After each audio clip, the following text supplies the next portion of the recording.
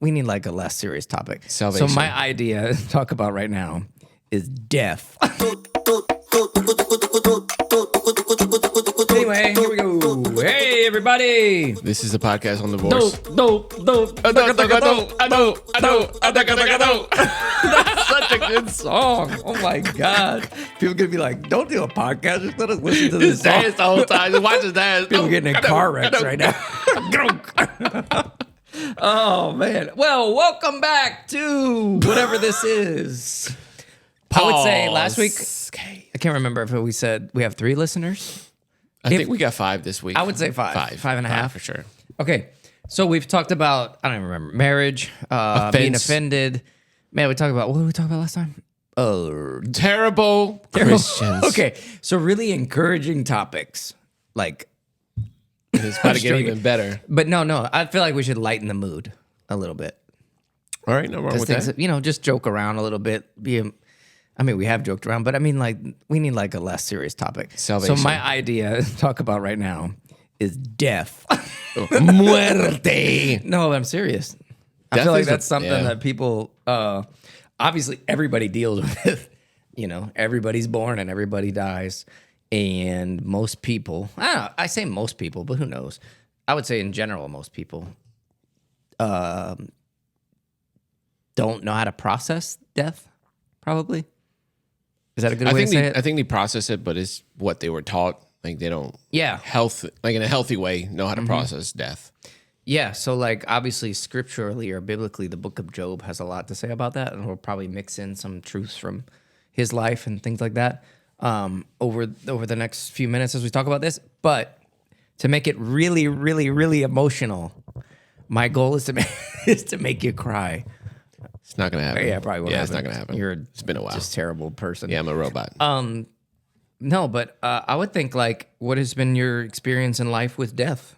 Like, no, I'm for real though, because Man. I can go first, but I'd rather you go first. My so I grew up with my parents in the house, obviously, but my grandparents, I lived with them till I moved out when I got married. So for 20-something years, I lived with my grandparents. When they passed, it was your mom and dad in the house, and mom and also dad, your grandparents, your correct. mom's parents. My mom's parents. Okay. So when they passed, it was like my parents passing. So my grandpa passed 2015, my grandma 2021. During COVID, had to say goodbye to her through a FaceTime. Y'all got tissues? Because it's going to get... Not only during COVID, wasn't it during the hurricane? It was during COVID and during Ida. So she was... Yeah, it was rough. I You saw cried her. though. Yeah. I haven't cried since. You said that like in a maybe. It's just that machismo mindset in me is still in there. I got to get it out of me. That's I don't know not how. good. I know it's not good. God don't likes it. I know. It's just... It won't come God out. did not design you that This is way. all water weight, guys. All you see is water weight from like lack of crying. Okay, well, I'm gonna get it out today. Yeah, we'll see. But yeah, so death. But it's been cool because they were both believers, so I know where they went. But not everyone has that privilege. Yeah. Not everyone has that certainty of like, I'm gonna see them again. Right. So I think the lack of having that in people passing, Yeah. that's what we get into today. Yeah. 'Cause, yeah. Okay. So I guess for me, there's a lot. So I grew up I never met my biological grandmother, my mom's mom. She passed away when my mom was like still a teenager. I think she was like 17, 18. So obviously I never met Canada? her before I was born in Canada. And the story goes from what I know bits and pieces from what my mom has told me and other people have told me, but just I mentioned that part because she I never met her, but like growing up as a kid, I remember that being part of the narrative of my life. Like, oh, grandma, but like you've never met her because she died. Yeah. So I kind of like always had that hovering around. And maybe in another episode we'll talk about how she died. 'Cause that's another side of things, Right. a little more deeper. But that, and then growing up, I remember having a childhood friend. I can't remember her name. It was like when I was 6. She had leukemia and died. And I remember going to the funeral, but I don't remember any details. I kind of like vaguely remember the building and things like that. And maybe like bits and pieces of things that were said around me or maybe to me that kind of like formed my idea of like the sudden, reality Right. of death as a young kid. And then obviously like pets and stuff like that, But more recently in life, like different things that have happened with death, that I've been exposed to, I guess, and learned from. and had to deal with. So before becoming a husband and parent, like grandparents, like you said, I experienced that. But then I remember one thing that really did impact me in a way that maybe I didn't expect, and I think it was just because it was like it wasn't just the death, but it was like all the factors surrounding it. So when I met Rosa when we were in Guatemala and she was serving at the orphanage, one of the things, my wife, one of the things she told me, I remember when we were first getting to meet each other. So like we couldn't like sit down and like have conversations. Right. Like we're at the orphanage. There's like 200 kids. She was involved, working 24/7. I'm working 24/7. Two different age groups, like two different parts of this big compound orphanage. So like we didn't have time to like sit and go on a date. Although we did like at certain points, but like it was just hard. And so one of the things we started doing, we'd pass a notebook back and forth. No way. Yeah, it's cute. It's the only time in my life I've been I'm gonna make romantic. fun I'm really of bad at you. that. But and so we'd write stuff back and forth. And so that, and then there were some moments where we'd sit in, we'd have like 30-minute blocks to like just talk, whatever. And I remember one very specific moment where she was sharing, I was, just getting to know her and talk about her life. And one of the things she shared was that like being in the particular baby house where she was at, one of the, like a preemie baby came in, and they were, I want to say like 5-6 days old, but like, and also preemie. So like shouldn't have been in it should have been in the hospital. But anyway, bottom line is, I don't know exactly how much time went by, but the child passed away. And she found the baby in the morning. And I just remember her telling me about that. But the reason I mention that is because death sucks in general, whether it's like the nicest, most peaceful death or the most like unjust moment. Because I started thinking, I remember that moment. And the reason I mention this is because I remember thinking like, dang, dude, this kid, like poor baby, didn't ask to come into this life. Like all these XYZ factors of the way his parents conceived him, didn't care or did care. I didn't know all this stuff. And I just remember like, man, that sucks. And the reason I mention that is because as we talk a little bit more about this topic, one of the things that is helpful but also hurts at the same time, but is to remember is that death is a result of sin. Like, and so every time there's like an unjust death, the first thing I think is not sadness, but it's almost like this righteous anger of like, man, sin sucks. Yeah. I hate sin. I hate that we're in this. And the reason I mention that is because at the same time that I feel that like deep, what you could call maybe a hate negative emotion, at the same time as a Christian, I'm filled with gratitude and happiness, which sounds weird to know that the story doesn't end there. But it also makes me, because I hate sin so much and I hate the result of sin, which is death, it makes me understand the gospel more and understand everything that God did to make that not the end. Does that make sense? That makes perfect sense. And so talking about death, yes, it's a reality of life that we have to talk about. And as humans, we should process it and we should talk about how it makes us sad and makes you feel lost or depressed or whatever. We need to talk about that. But at the same time, like Paul said in 1 Thessalonians 4, like our grief is real, but it's envuelto. I don't know what that word is in English anymore. Engulfed. But it's wrapped up. It's wrapped up. That's how I hear it in my mind. In hope, Right. because this isn't the end. So I say that because that's a reality, and so that's the story for us. That's the story for us as Christians. It's a story for us as followers of Christ. Death is terrible, and a lot of people they believe this lie, and this is the lie. Oh, if I'm a Christian, death sucks and all that, but like if I feel overly sad about it, that's something wrong with me. And that's not true. No. You know what's cool is like before my grandma passed in 2021, she had lung cancer and it spread all over her. I had the cool privilege to like interview her, and I sat down. I told her, look, I'm gonna put the camera on and I'm gonna ask you questions. I'm like, this is for my kids. I want them to see videos of you, But she knew, she wasn't dumb. Like she knew this was gonna be like, She knew like time was short. She knew time was coming up short. She knew her sickness was just all spreading all over her, and she knew her days were limited. This was 3 months before she passed, and she had this hope, like this little glimmer in her eye, because she knew where she was going. She had certainty, she had security, but just hearing her talk on like on what's coming next. Like, that's our goal. At least my goal. That's my goal for as a pastor, to like have people have that same hope of like, hey, when you die, because you're gonna die. You got to know where you're going, and then have certainty when you know where you're going. Obviously, the physical separation hurts a lot, when you go. But what Paul said, it is wrapped in hope. Yeah. For sure. So over the years, I think we mentioned a few episodes ago, I've done a lot of weddings, but I've also done a lot of funerals. And I can tell you, just being straight up transparent on this, it's really, really easy to do a funeral for someone who's a Christian. For sure. Bro. Yeah. It's like, it's not even, the word funeral just sounds It's a negative, celebration. right? Yeah, it's a celebration. Funeral. Right. It's like murder. It's just these negative words. That's why they don't call it muck duck. You know that episode, Office? Yes, anyway, The Office. Yeah, so funeral, it just sounds negative. But for a Christian that passes on, because that's literally what happens, it's just a celebration. It's really cool. It's easy to like share the truths that are found in the Bible and see people in the crowd like agree and cry, but cry with hope and all this. But on the flip side, it is really difficult. And I've had to do funerals for people who weren't Christians, straight up. And it's very like sobering is the word, where it's like, for myself, it's sad, but it's also like, man, I think the part that hurts the most is just like, man, I don't believe that it had to be this way. Meaning like the gospel's there, it's in front of us, and it sucks to see people die rejecting it. And they might not outright just reject it, meaning like, oh, I don't want this, but meaning like they just never accepted it. It just wasn't a priority or whatever the reason. Yeah.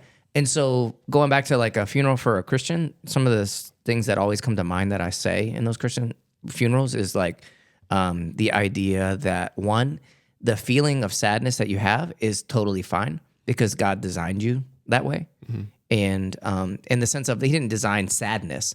But what I mean by that is, and I want to say it's John 14 when Jesus is letting the disciples in on more detail of his plan, meaning like, hey guys, I'm about to leave. I'm going to leave you. And it says that they were filled with angustia, anguish, to hear that Jesus is going to lead them.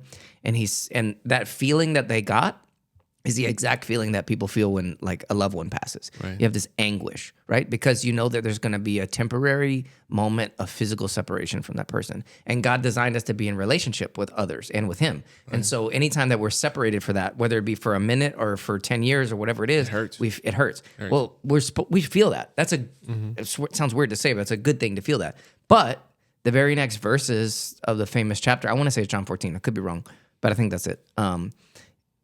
Is he says, don't be filled with anguish.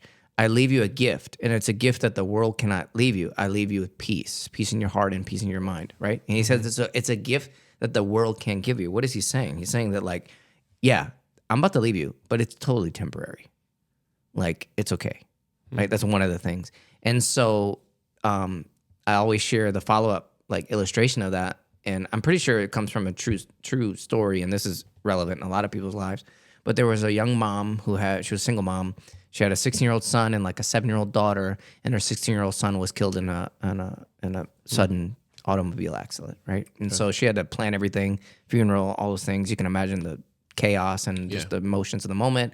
She has a reception at the house after, so there's people there. It's just this moment, like, and she kept saying like, I don't want to cry in front of my daughter. I don't want to cry in front of my daughter. So finally, everyone leaves the reception. Her daughter goes upstairs to her room. She thinks her daughter's sleeping. She's in the kitchen. Everybody's gone. Final door closes with the last person leaving. Boom, she falls on the ground, loses it, right? Finally letting everything out, crying, rightly so. And one of the things she's saying out loud is like, God, we lost him. I lost my son. I lost my son. I lost my son. She keeps repeating it. She doesn't notice that at the same time her daughter comes down the stairs. Is listening and hearing her mother repeat over and over again, we lost our son. I lost my son. So the daughter in her beautiful ignorance comes down and is like, Mommy, I love you. Why, like, what's going on? Why are you crying? Because like you keep saying we lost my brother. She's like, how can you lose something if you know where it is? Ooh. And what she meant by that, like, we know where he is. And the thing is, legit, like all the people that are Christians, that are children of God, that have died and gone before us, we know where they are. Yeah. And that like, for a human that doesn't know God, it sounds like a fairy tale thing. Oh, you just say that to get over it, right? But then you die and you go on the ground and that's it. And that's it. That's not the reality for us. And you know why that is? To go theological on you, it's because of the resurrection. That changed everything. Right? So Tim Keller, who just passed, I want to say it was pancreatic cancer, he used to always say, if the resurrection is true, and it is, everything at the end is going to be fine. And what was he saying? God had the resurrection of the body, right, of Jesus, meaning that like we're going to be resurrected too. So that means death is actually not the end. Remember one time, a few sermons ago, you talked about this example of this father and a son and his two sons in a car Yes. with a truck. Yeah. Share that. 'Cause Yeah, that's really Yeah. Well, because it's that comes from a is the true story truth. as well. There was a father who lost, well, I say a husband. He's a father lost as his well. wife, yeah. But he lost his wife. I want to say it was the cancer, and he had the moment of driving to the funeral with his two his young kids, kids in the back. I want to say it was a girl too. I'm pretty sure. yeah. Two young children. And they drive up, and it's early in the morning, and they're driving to the funeral, and they stop at a stoplight. And as you know, they're stopping, and the cars are going by the other way. A 18-wheeler passes by, right? And it's early in the morning. The sun's coming up, and so this big shadow is cast over the top of their car.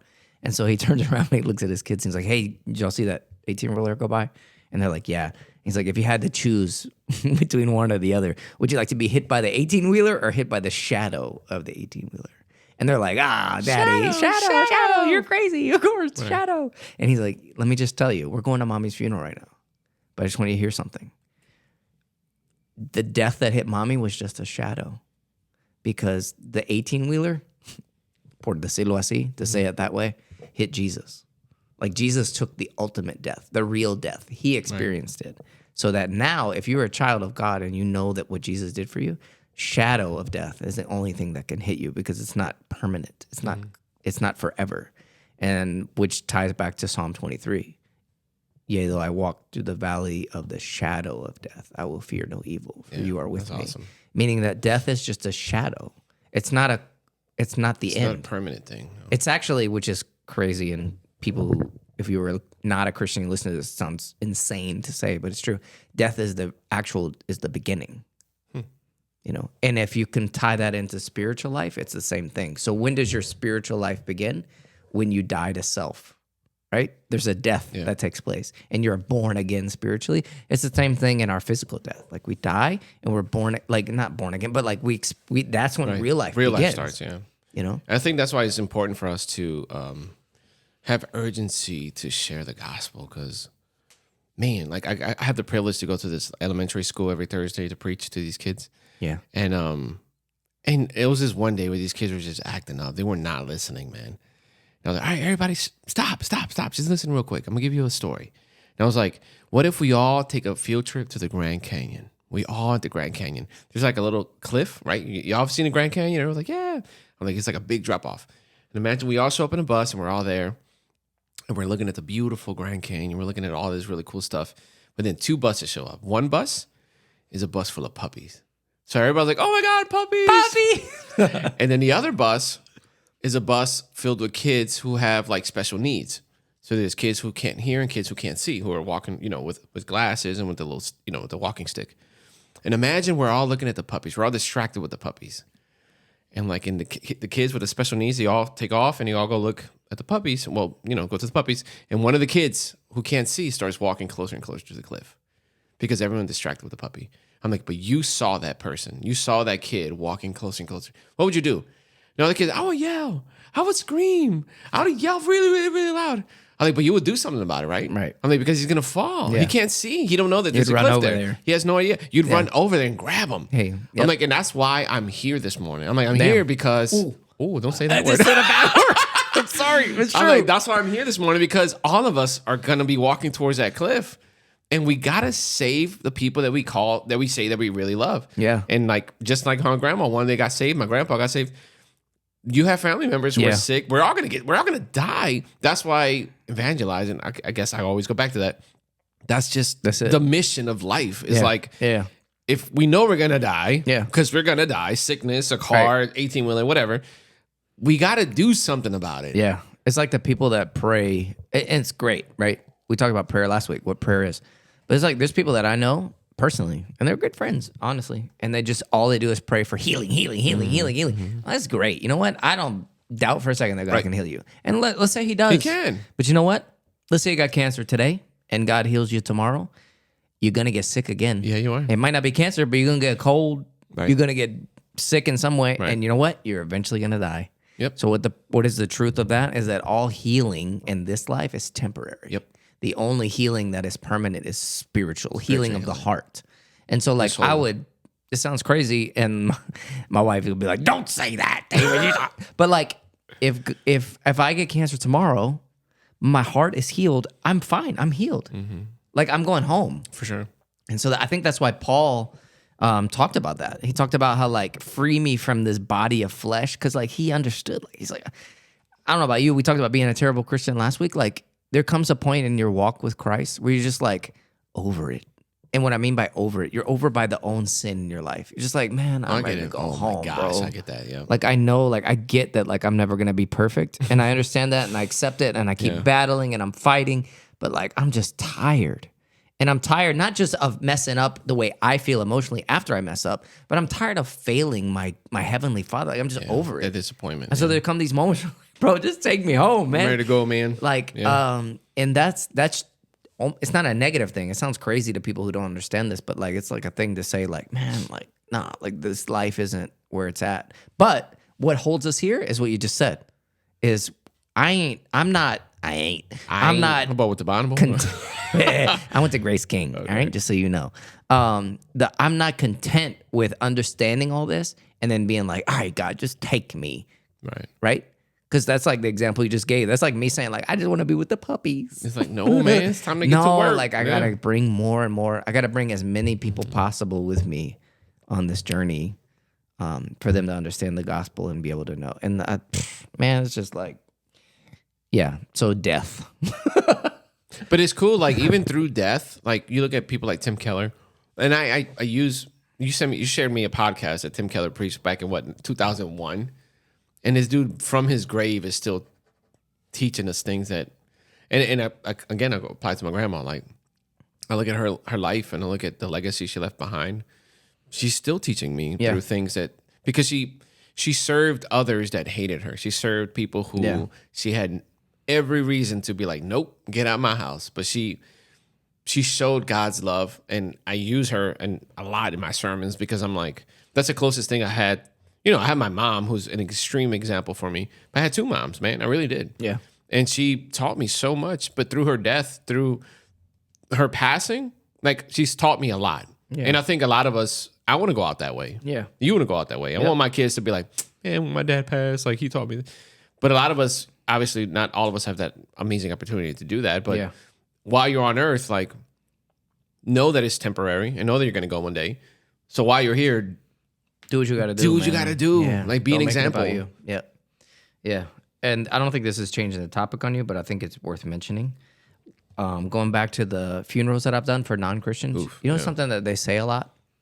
And obviously in the moment, I'm not going to be like, that's not right. But they'll be like, now God has another angel looking down on us. He needed another angel with the wings. Yeah. Bro, no.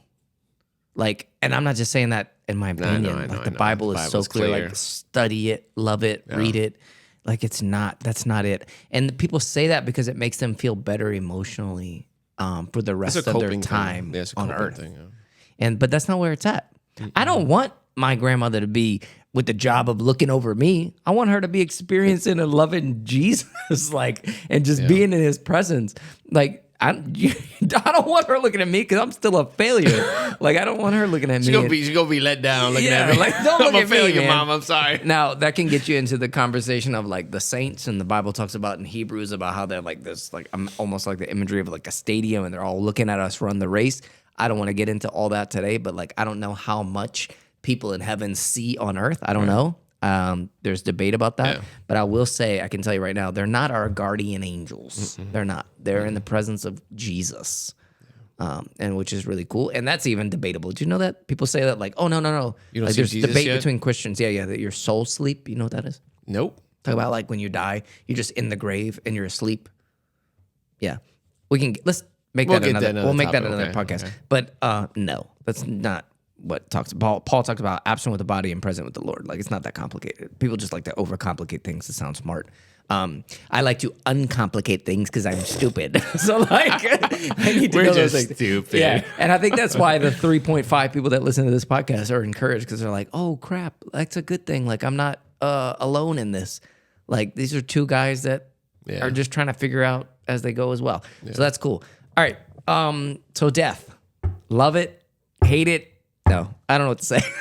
It's just gonna hard. happen. I will say that the Bible talks about how God looks upon the death of his saints, is what he says, Yeah. as like a good thing.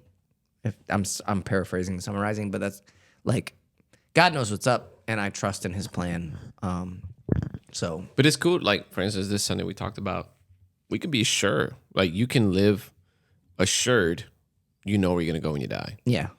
And I think that's our goal for everybody. Like, I want everyone to have that assurance. Exactly. Like, my kids are so, like, my daughter, she's 11. She's always like, I can't wait to die. I'm like, shut up. Like, stop. Don't say that in Don't public. say that in Don't public. say that at Walmart. She's like, no, seriously. 'Cause I Hey, get to be with meal. Jesus. I get to be with my grandparents. I get to be. And I'm like, yes, you're not wrong. I'm like, but shut up. There's so much to enjoy in this life. yeah, Like, yeah. stop. Yeah. But she gets it. She knows that, like, this isn't the final destination. This is just Ooh. final destination. It always makes me think of like logs falling on the ground in the highway. Right? Okay, sorry. Final destination. This isn't our final destination. We have so much more to live. This is just like a blink of an eye as compared to what we're going to experience after we die. Yeah. But she, at her young age, gets it. And I'm just like, no, just don't say that. Yeah. Don't Yeah, say well, it's like what C.S. Lewis said. I think it's C.S. Lewis. The people that do the most in this life are the ones that think about the next the most. I've seen it. Yeah, I've read that. But not in a way that's like enfermo, sickening, meaning like sickening. That's so like deep. Meaning like in an unhealthy is the word to say. Like that all they do is talk about heaven and heaven and heaven, and they miss out all the people that are around them that got. I'm not talking about that. But like the people who think about heaven a lot are the people that probably do the most on earth. You know, like they impact earth the most. And then I will say this, and this could be another topic for another podcast as well. But the people that believe that you can lose your salvation are the ones that should like talk about they that don't think one day. about heaven a lot because they're like they're not sure. They're They too don't live focused on sure. them. Yeah, so they're like all about like following the rules, and they miss everything that God has placed around them. That's another topic, and I don't think there's many like super religious people that are listening to this, and they'll get offended about it. But if you are, get offended. I Go listen want to you the to other be podcast. offended. Go watch the other one 2 episodes ago. I want you to be offended because you're wrong. You cannot lose your salvation. We can talk about that later. Maybe that's another one. That's a good one. People That need is to a hear good about. one. We should talk about that. Yeah. But yeah, so death. All right. So one last thing to change the topic up on you. So we went to this marriage conference, and you went too. It was That really was good. great. Really well done. Yeah. But one of the things I wrote it down. Let me pull it up because I was like, dang, that's so true. Like there were so many things that I wrote down during the marriage conference. But one of the things that I really appreciated that the guy, I think his name was Tim, from Family Life. They're the ones that put that on. One of the things that he said that I was like, man, that's so accurate, and you need to understand it. He was talking about, and I say this all the time, all the weddings I've done and all the things. Like you don't get married to be loved, right? You get married to give love. I think we talked about it in the first podcast. But one of the things that he said that I was like, dang, I'm gonna write this down because it's so true. He said this: if marriage does not end your selfishness, Ooh, I like that one. your selfishness. Oh, that sounds weird. Let me say that again. Let me start over. ahead. If marriage does not end your selfishness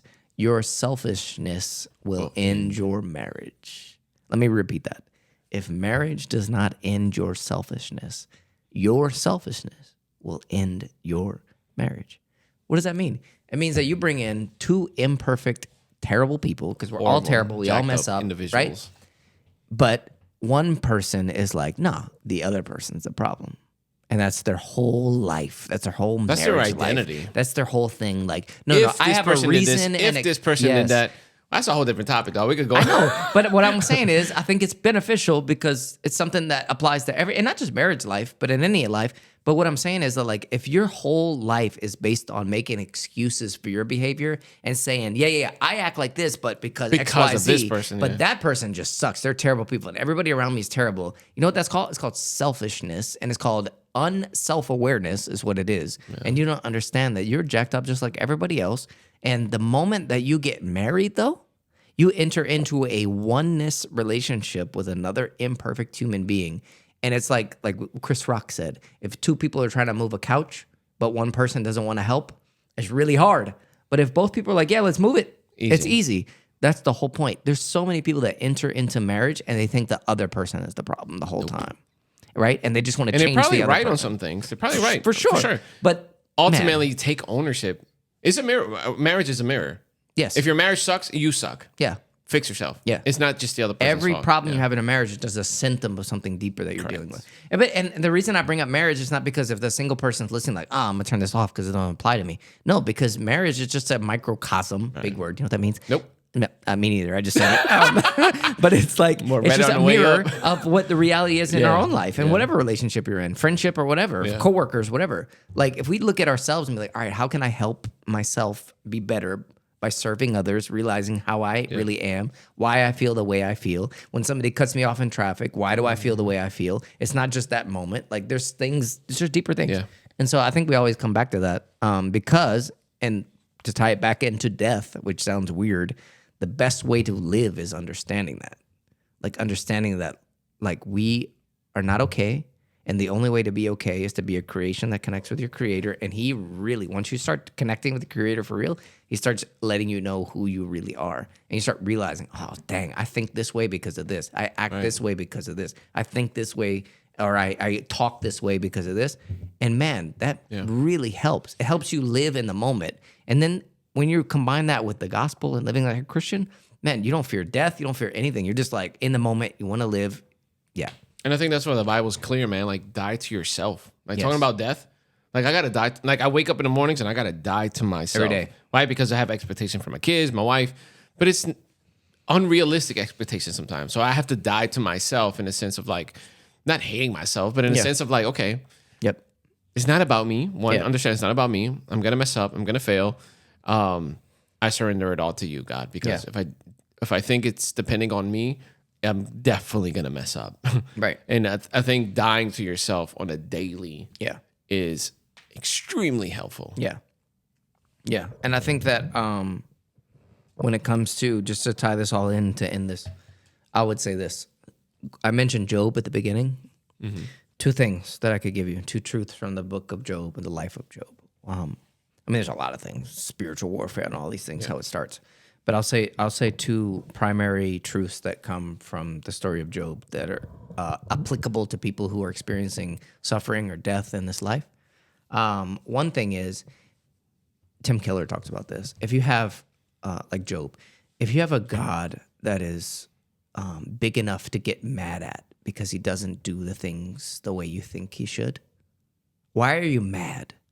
Because not only he's not doing the things the way you think he should, but the reason what's the root of your anger is because you know that he is big enough and powerful enough to do something different, but he doesn't. Does that make sense? Yeah, perfect. So you're recognizing he is God. And in that moment that I recognize he is God and he is capable of making me not suffer. And the fact that he's making me suffer, I'm mad at him, right?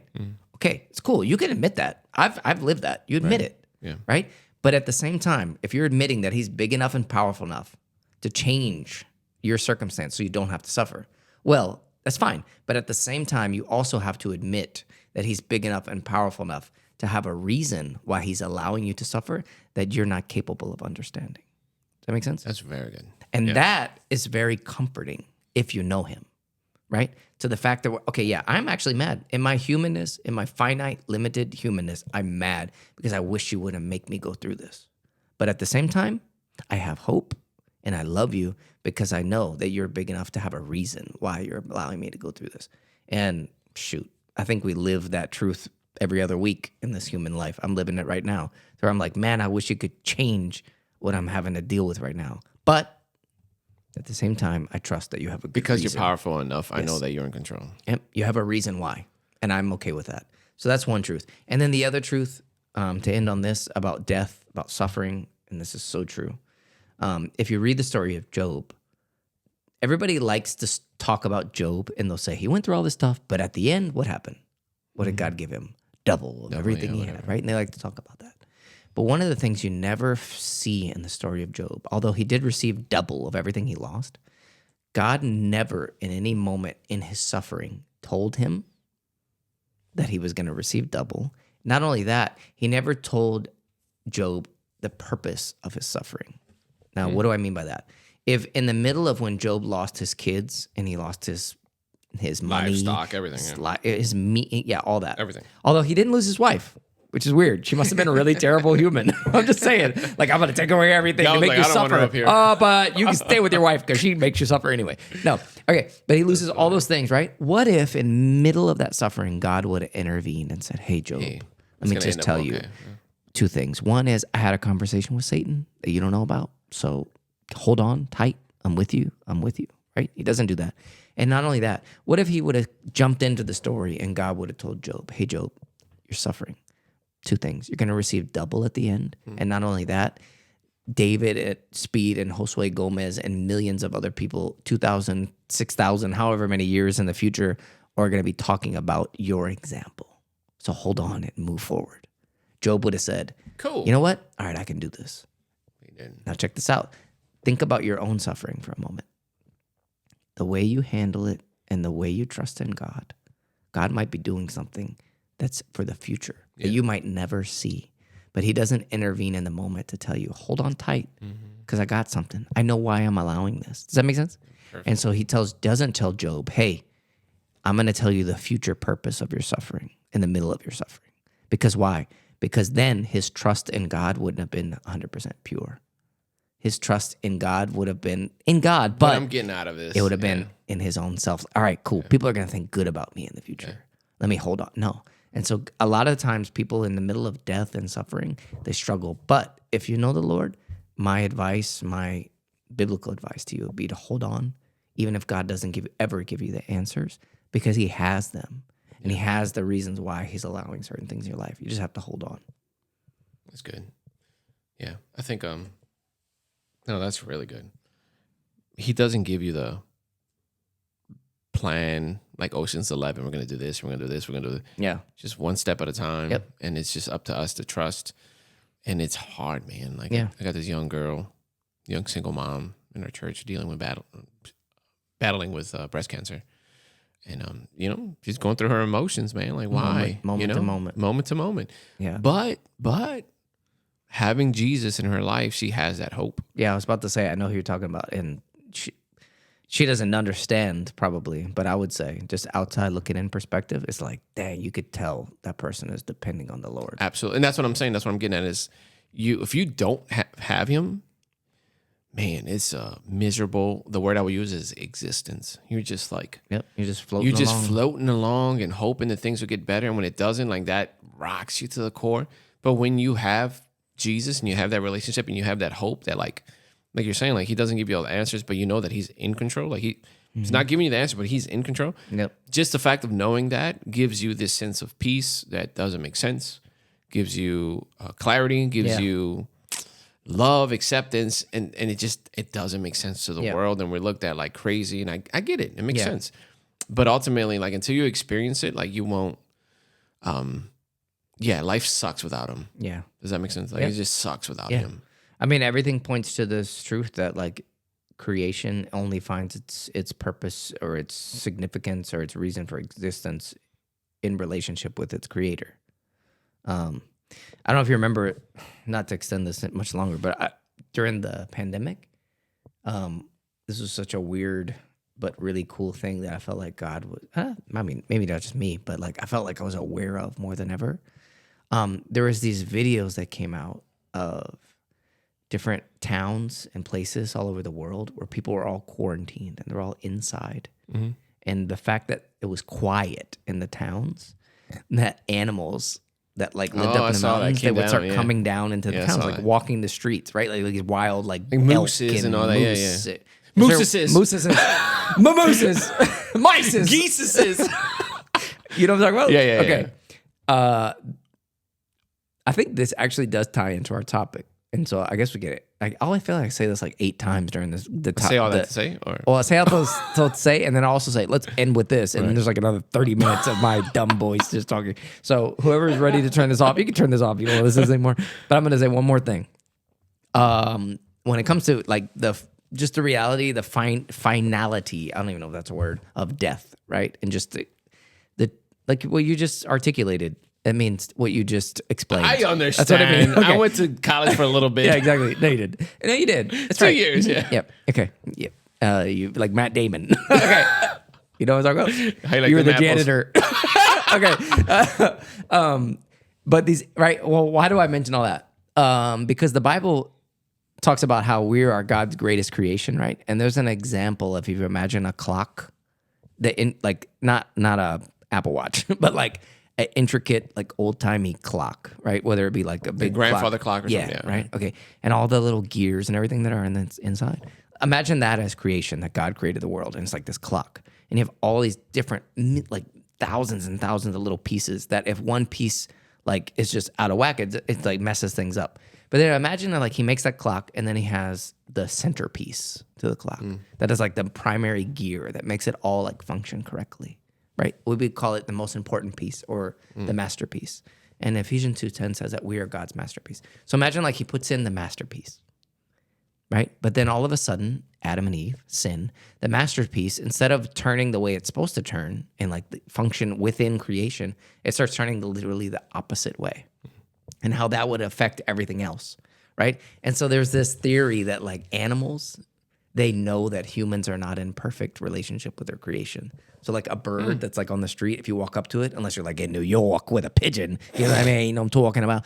Is that how they talk? I don't know. Anyway, but I'm talking about like just random wild animal. You can't walk up to it and it's gonna walk up to you, right? Yeah, like Adam in the garden, he named all the animals. Imagine him like being in perfect harmony with all these animals. Well, once sin entered the world, even animals realized, oh shoot, He's not a this dude chameleon is anymore, not in right relationship with the creator anymore. Does that make sense? Oh, interesting. That's cool. And so like even the harmony that I'm not saying that like once you become a Christian, like you become like a dog whisperer. Snow White. Snow White. Like, but what I'm saying these is birds coming.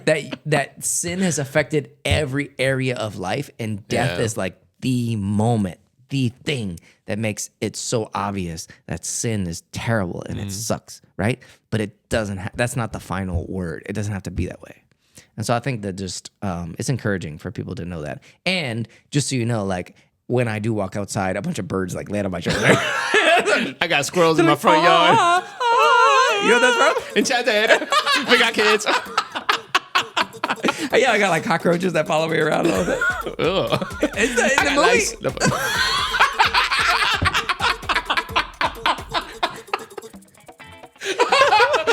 I got lights still up on me, bed bugs.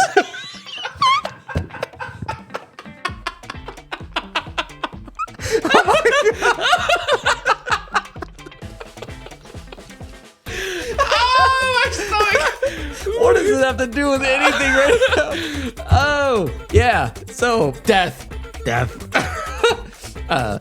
be right back after these messages.